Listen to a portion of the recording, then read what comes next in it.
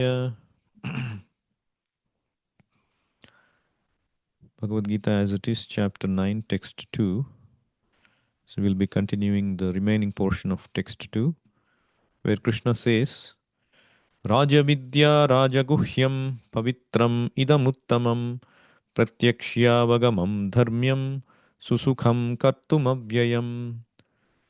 This most confidential knowledge that Krishna is going to describe in this chapter, Krishna is describing the characteristics of that knowledge. Yesterday we discussed about how it is Rajavidya, the king of all knowledge, Rajaguhyam, the secret of all secret wisdoms, Pavitram, the most pure, and Uttamam, the transcendental to this material world. And then today we will see the last two lines, which is Pratyakshya Avagamam Dharmyam Susukham Kartum Avyayam. So this knowledge is Pratyaksha Avagamam. First is Pratyaksha Avagamam. Pratyaksha means that which can be perceived directly. So it is so perfect that one can perceive the results directly. Like for example, if anybody starts to chant the holy name of Krishna, Hare Krishna, Hare Krishna, Krishna Krishna, Hare Hare, Hare Rama, Hare Rama, Rama Rama, Hare Hare, in course of time, he feels some transcendental pleasure and very quickly becomes purified of all material contamination.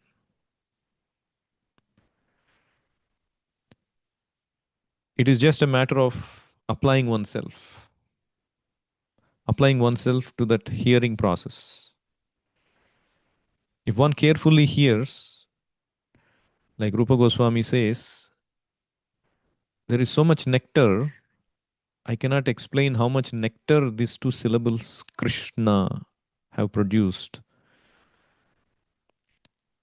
Tunde tandavini ratim vitanute tundavali labdhaye. So this, when I chant these two syllables with my tongue, my tongue, what to speak of one name, one tongue, I seek to have millions of tongues. And when it enters my ears, what to speak of my two ears, I seek to have millions of ears. So there is so much of pleasure in this sound vibration. People all over the world, they hear music. Why? Because they want to have some pleasure. There is pleasure in music, there is pleasure in sound. But the difference is in this material world, it is temporary. It becomes boring, hackneyed. We are looking for ever new varieties of music, ever new songs. We become bored with the same songs on and on. And the consciousness it puts inside our mind, it corrupts our consciousness. And the resultant thing is that our consciousness, we keep singing that and we keep getting attached. And if we die in that state, just imagine what kind of body we will get. Yam yam vapi smaran bhavam tyajatyante kalevaram. Whoever dies in whatever consciousness, that kind of body they get. So it is very dangerous. This material world, Maya's illusion is very, very dangerous. If one thinks, a classic example the acharyas give, so if one thinks a snake lying down because the vision is not proper, you think it is a rope, and you catch, what will happen? A tragedy will happen. Similarly, Maya comes in the garb of attraction, in the garb of happiness. People, they take to these addictions. Why? Because they think they become happy. They can forget their miseries. All these addictions are based on forgetting their miseries, whether it is drinking or smoking or habits like gambling, those kind of things, bad association. They think they can forget. But it is only illusory happiness because when they come out of it, the problem still lies there. And worse still, you have got yourself a bad habit to contend with. So you have compounded the problem, you have not solved the problem. So that is why Krishna says in Bhagavad Gita, this happiness in mode of passion is like nectar in the beginning and it turns to be poison in the end. Whereas happiness in the mode of goodness, yattadagre vishamiva pariname amrutopamam tat sukham satvikam proktam. That appears like poison in the beginning, but it turns to be nectar. So let's say you applied the same principle. So you're going through problems and you take to the chanting of the holy name. Of course, it's not to say that one should chant the holy name. You should direct the holy name. You should order Krishna to solve your problems. Krishna is not your servant. But Krishna will solve all your problems because he is your well wisher. He is like your father. Does not want you to be inside the problems all the time. But more than that, Krishna will make you transcendental to the problem. Meaning, you will not perceive that problem as something very big. Because you volunteered yourself to come to this world, don't expect a problem free world.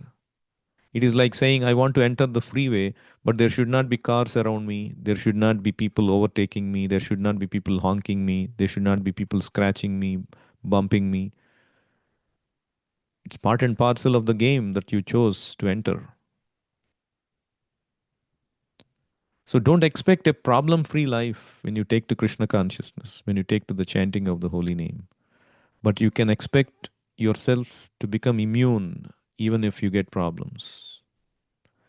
Like, for example, I give years ago, I was trying to back my car from my garage, and suddenly there was a huge sound, and then the car stopped right after I came out of the garage.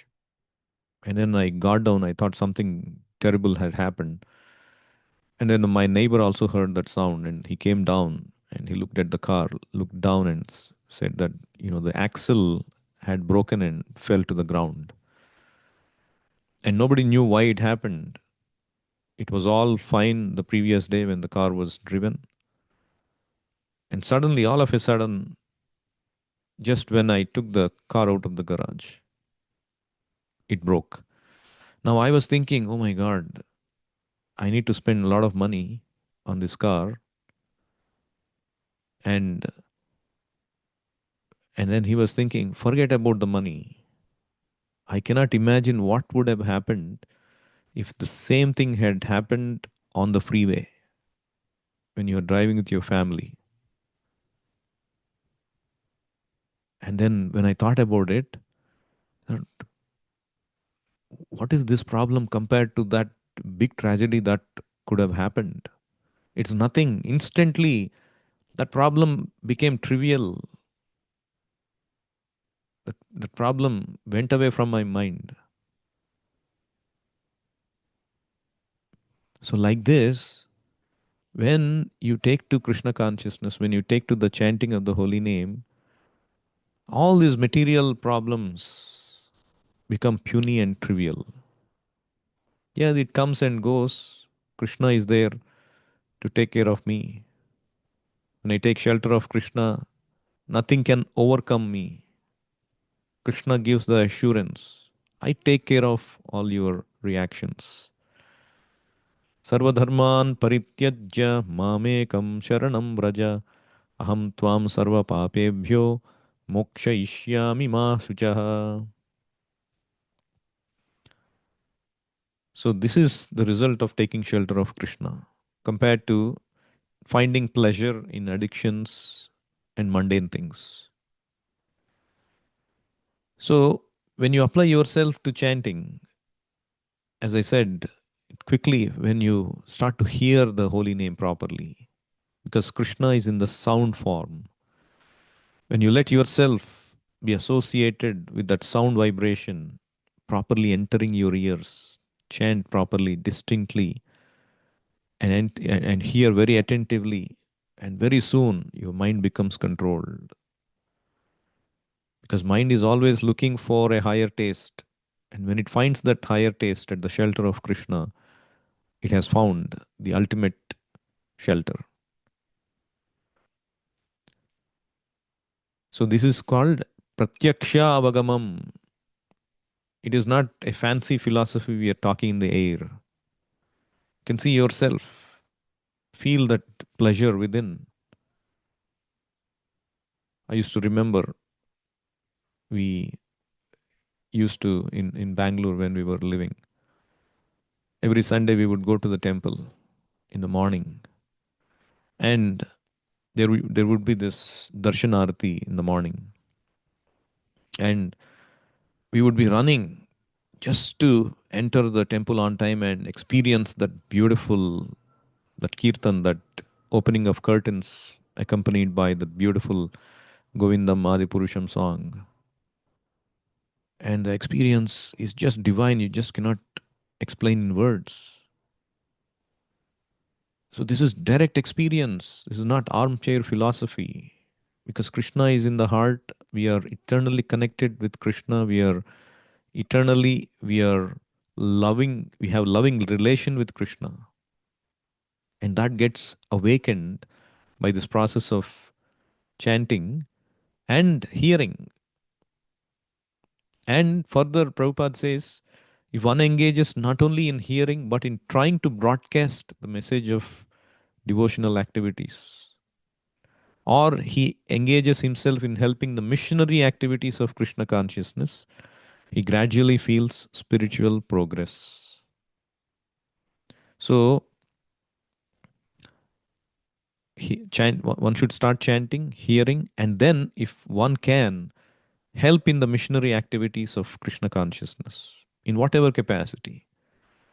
Volunteering for different services we do in the temple, participate in distributing Krishna conscious literature,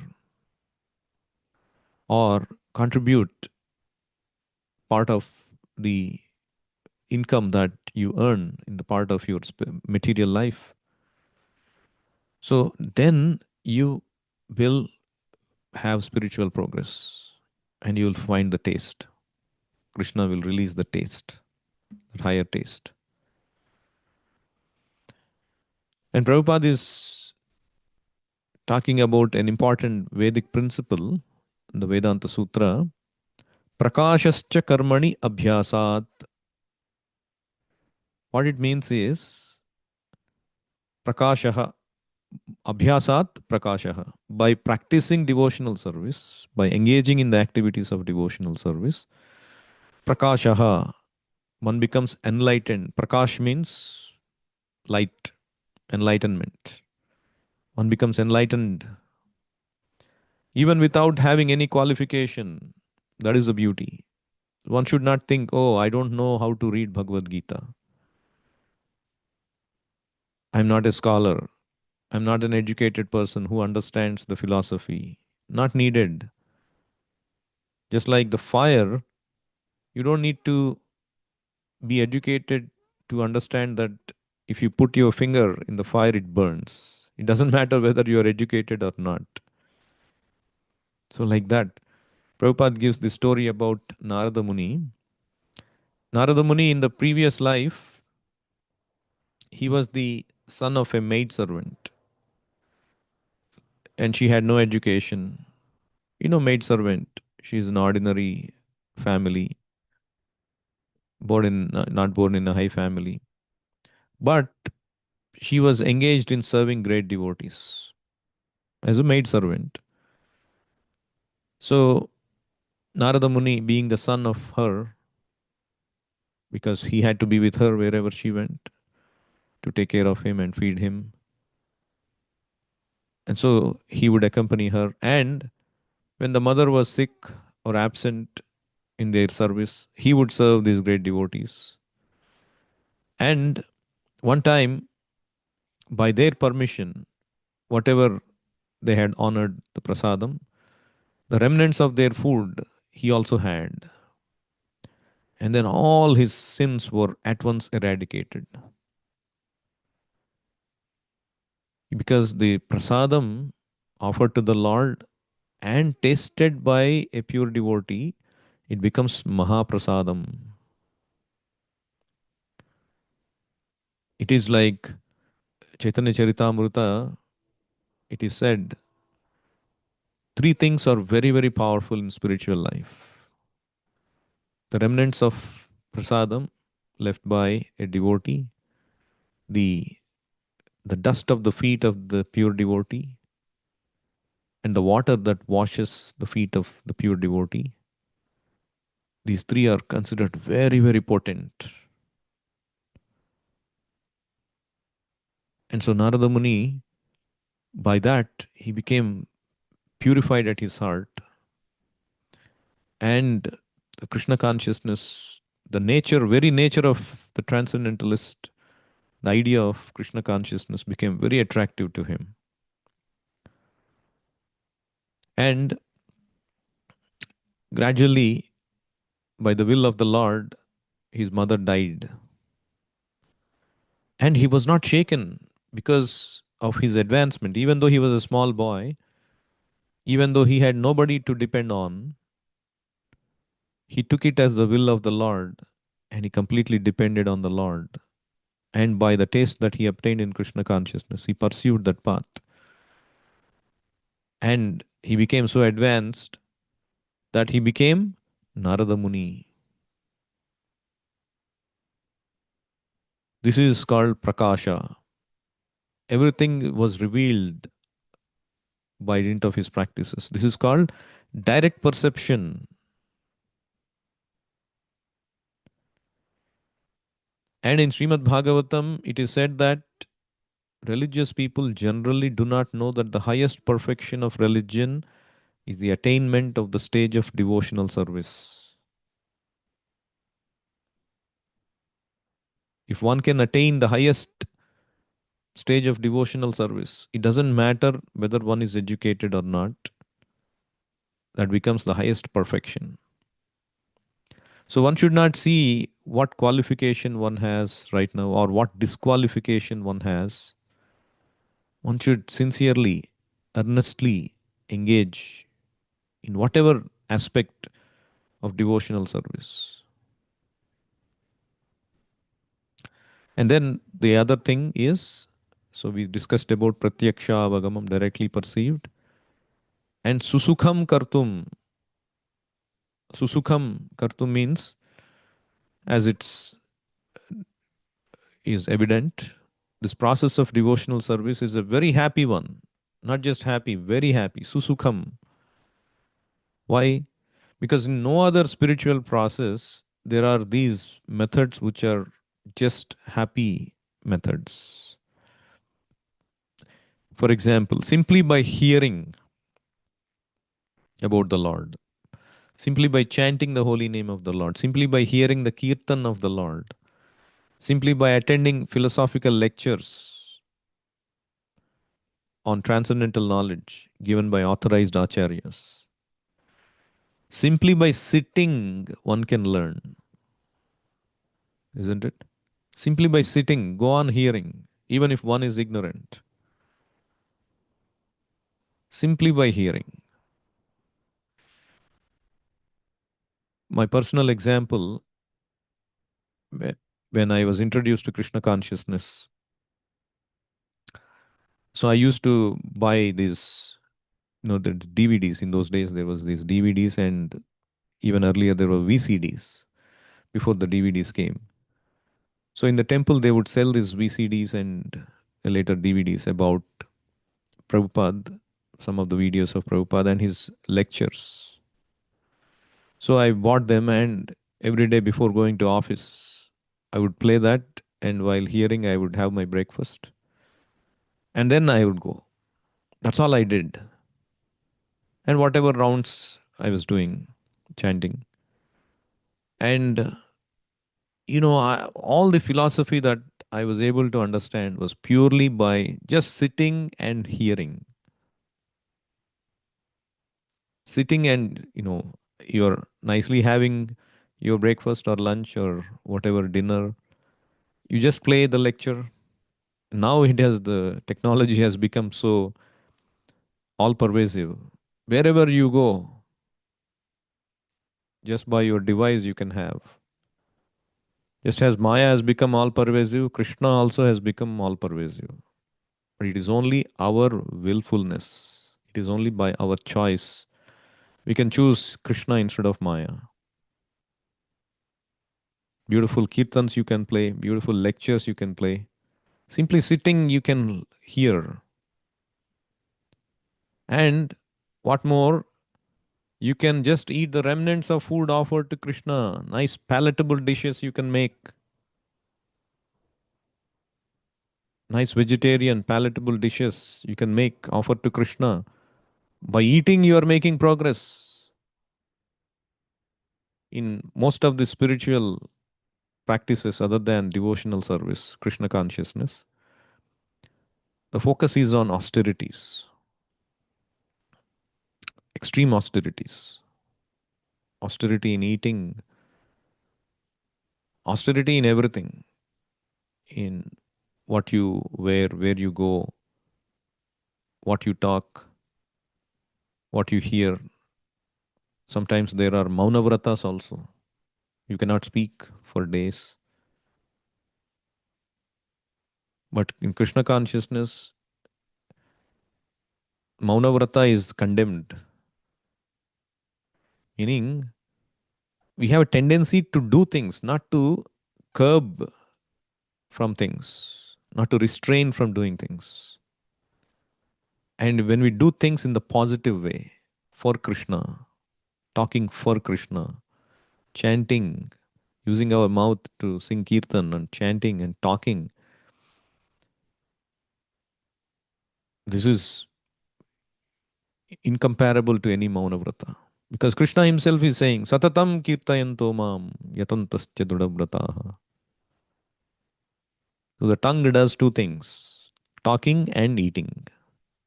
Both the things we can engage for Krishna, and the best way you can progress by doing these two things. So, what else? What other happy method, whatever easy method that we want? Every state devotional service is joyful. Even a poor man, Krishna is saying, all you have to do is Patram Pushpam Phalam Toyam Yome Bhaktya Prayachyati Tadaham Asnami Prayatatmanaha. He accepts which is offered with love and devotion, even if it is little water, little fruit. Progress, wonderful progress. Simply by tasting the tulsi leaves offered to the lotus feet of the Lord, great sages like Sanat Kumara became great devotees. Therefore, the devotional process is very nice and it can be executed in a happy mood. God accepts only the love with which the things are offered to Him. So, love is important. Whatever you offer, of course, you have to be careful what you offer. But Krishna accepts the love with which you offer more than the offering itself. Like when Krishna, he denied the invitation of Duryodhana, who said, I will offer you the best lunch. But instead, he went to Vidura's house. And in the ecstasy, Vidura's wife, she was offering Krishna the banana peel and throwing the banana away, and she was offering the banana peel. And Krishna was eating that. And when Vidura came, he was shocked and he started to alert. And then Krishna said, don't do that. She is in ecstasy and this is nectar for me. Because Krishna is hankering for that love and devotion from the spirit soul. And the spirit soul also is hankering. So this is Susukham Kartum. And then Avyayam. The last word that Krishna describes about this is Avyayam. Vyayam means that which is perishable, extinguishable. Avyayam means imperishable, eternal. Devotional service is eternal, meaning sometimes people say, hey, you engage in bhakti until the time of death or until the time of liberation, after which it is done. We become liberated, we go merge into Krishna. Like if you had seen the old movies where they'll see the demons when they're dying, the Jyoti, the soul will go and merge into the body of Krishna. And that's it, end of everything. They say when somebody dies, RIP. The most incorrect thing to write, rest in peace. Because the soul never rests in peace. Soul is always active. In this body, it is always active. How, when it dies, it will become inactive. It is placed in another womb, another species, another body it gets. It's eternally active. Even if you want to merge into impersonal Brahmajyoti of Krishna, you can only remain there for certain time because the soul seeks activity. So better it seek devotional service. So it won't seek material activity. So it's not that as Mayavadi philosophers or impersonalists say that, oh, only engage in devotional service for mukti, after that you become liberated. No. Devotional service continues even after liberation. Atmaramascha munayo nirgrandha api urukrame kurvanti ahetukim bhaktim itham bhuta guno harihi. Devotional service is so attractive that even if one become liberated, a gnani, a mukta, liberated from this material attraction, still he finds devotional service, Krishna and devotional service to him even more transcendently attractive, that they take to that. When they have rejected all of this material activity as mundane, they take to Krishna service as supermost transcendental. So the devotional service actually is performed on a liberated platform. It's not ordinary. If we are sincerely engaged in devotional service, actually we are acting on the liberated platform. Of course, we come down from it to engage in some Maya activity in our conditioned state, but actually devotional service is engaged in liberated platform, and it is an eternal activity going on in the spiritual world. By the causeless mercy of the acharyas, we are that is brought down. Golokera prema dhana harinam sankirtana. What is going on in spiritual world Goloka is eternally Harinam Sankirtana, eternally serving the Lord, eternal festivals. And the same thing we are given by Srila Prabhupada. And same thing we will do when we go back to Godhead. So it is Avyayam. So Prabhupada concludes that thus the process of devotional service of Krishna consciousness is the king of education and the king of all confidential knowledge. It is the purest form of religion and it can be executed joyfully without difficulty. Therefore, one should adopt it. One should adopt it. I'll stop here. Anyone has any questions or comments?